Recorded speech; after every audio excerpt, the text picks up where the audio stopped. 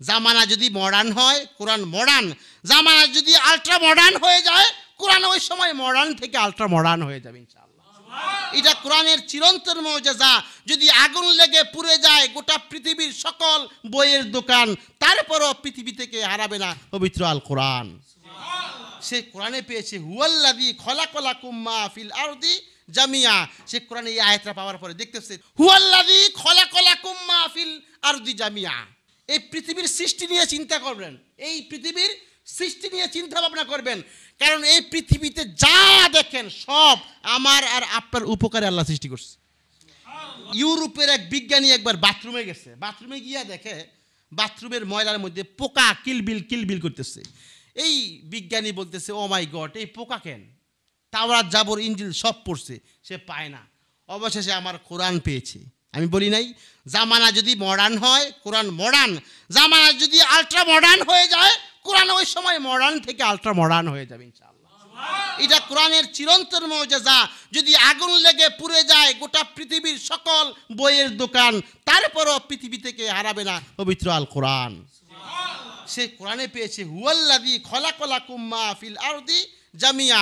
সে কোরআনে এই আয়াতটা পাওয়ার পরে দেখতেছে তিনি ওই সত্তা যিনি তোমাদের উপকারে গোটা পৃথিবীর সব কিছু সৃষ্টি করেছেন। এখন এই আয়াত নিয়ে সে, এই বিজ্ঞানী সাহেব এই আয়াত নিয়ে গবেষণা শুরু করছে। যত বই কিতাব আছে সব পড়তে পড়তে তার দুই চক্ষু অন্ধ হয়ে গেছে।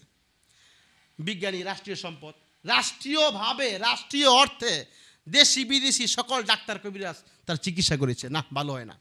অবশেষে বলছে তার চক্ষু আর ভালো হবে না। হঠাৎ সে একদিন খবর পেয়েছে আমাদের এই দেশ, আমাদের পার্শ্ববর্তী দেশ ভারত, একটা হিন্দু কবিরাজ আছে। তো সে তেমন বিশ্বাসও করে না, তারপরে আসছে শেষ চিকিৎসা। আসার পরে কয়েকদিন ছিল ভারত, ইউরোপ থেকে আসছে। তো কয়েকদিন থাকার পরে কবিরাজ সাহেব 7 রাত পুইরা দিছে। ওই দেখ হোমিও ওষুধ দেখেন না, পুইরা দেয়। 7 রাত পুইরা দেওয়ার পরে বলতেছে দৈনিক একটা পুইরা খুলে অর্ধেক ডান চোখে দিবেন, অর্ধেক বাম চোখে দিবেন, 7 দিন ব্যবহার করবেন, ভালো হয়ে যাবে। বিজ্ঞানী সাহেব জিজ্ঞেস করলো কি মেডিসিন দিয়েছেন? বলতেছে না বলা নিষেধ, বলা যাবে না। তো ঠাট্টা করে বলতেছে মিয়া কত ডাক্তার কবিরাজ জিজ্ঞেস করার সাথে সাথে বলছে আপনি বলেন না বলা নিষেধ। তো ভাব নেন, হাতি ঘোড়া গেল তল, মশা বলে কত জল। তো তাকে মশার মতন মনে করছে। আচ্ছা ঠিক আছে গেছে। ও মা সুবহানাল্লাহ, 1 2 3 4 5 6 7 দিন ব্যবহার করার সাথে সাথে 7ম দিনে তার চোখ ভালো হয়ে গেছে, তার দৃষ্টিশক্তি ফিরে এসেছে। সেই স্পেশাল বাহিনী নিয়ে আবার ভারত আসছে। বলতেছে কবিরাজ সাহেব কি মেডিসিন দিয়েছেন? বলতেছে না বলা নিষেধ। কাকতি মিনতি করার পরে বলতেছে তাহলে শোনেন, আমি গভীরভাবে লক্ষ্য করে দেখেছি আপনার চোখে একটি প্রোটিনের অভাব ছিল, যেই প্রোটিনের অভাবের কারণে আপনার সচল চোখ অচল হয়ে গেছে। আর এই প্রোটিন পৃথিবীর কোথাও পাবেন না, একমাত্র বাথরুমের পোকার মধ্যে পাবেন। সুবহানাল্লাহ বলেন।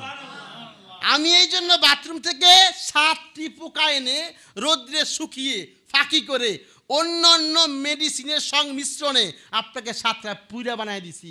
এই পুইরা ব্যবহার করার পরে আপনার অচল চোখ আবার পুনরায় সচল হয়ে গেছে। এরপরে শুনেন কবিরাজ সাহেব বিজ্ঞানী সাহেবকে বলতেছে, এরপরে শুনেন। বিজ্ঞানী সাহেব বলতেছে এরপরে পরে শুনি, আগে বলি লা ইলাহা ইল্লাল্লাহু মুহাম্মাদুর রাসূলুল্লাহ। হিন্দু কবিরাজ তো রাগ করে বলতেছে ধরে মিয়া আপনাকে আমি চিকিৎসা করছি, আপনি হলে হিন্দু হবেন, মুসলমান হলেন কেন?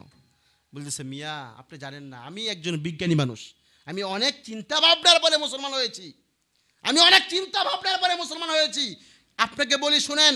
বাথরুমের মধ্যে গিয়ে আমি চিন্তা করলাম হুয়াল্লাযী খলাকালাকুম মা ফিল আরদি জামিয়া, আল্লাহ সব উপকারে সৃষ্টি করছে। এই পোকা কিসের জন্য সৃষ্টি করেছে? এখন আমি চিন্তা করে দেখলাম এই পোকা যে আমার শক্তির জন্য আল্লাহ সৃষ্টি করছে, এই জন্য আমি কালিমা পড়ে মুসলমান হয়ে গেছি। বিস্তারিত ঘটনা বলছে। বিস্তারিত ঘটনা বলার পরে বিজ্ঞানী সাহেব বলতেছে আরো শুনেন। এখন হিন্দু কবিরাজ বলতেছে আরো শুনবো পরে, আমি আগে পড়ি লা ইলাহা ইল্লাল্লাহু মুহাম্মাদুর রাসূলুল্লাহ।